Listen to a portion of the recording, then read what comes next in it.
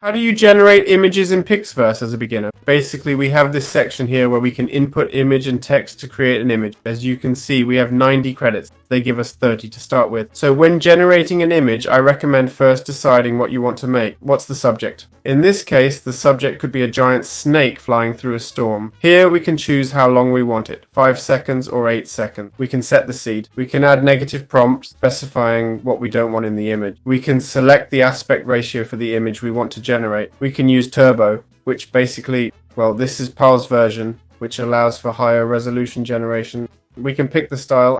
I think I'll choose anime and see how it turns out.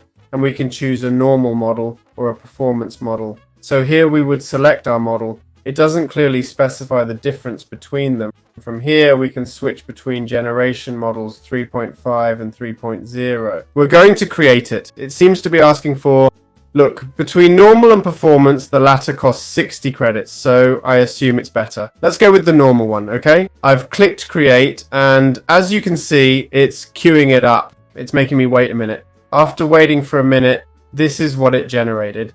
It's a bit odd, to be honest. It kind of did its own thing, considering I only asked for a silver snake flying through a storm, yet it added wings and legs on its own. Well, the final result is rather strange, to say the least. So, yeah, that's how images are generated. Clearly, the description would need to be much more detailed. Here, we've given it an extremely broad creative license. Now I've input a more detailed prompt. A majestic silver snake with metallic scales, soaring through a storm over a dark, turbulent sea. The sky is filled with lightning and the wind, well, you know. And this is what it generates for us. Well, once again, it hasn't quite hit the mark, has it? Obviously, we're using the free version.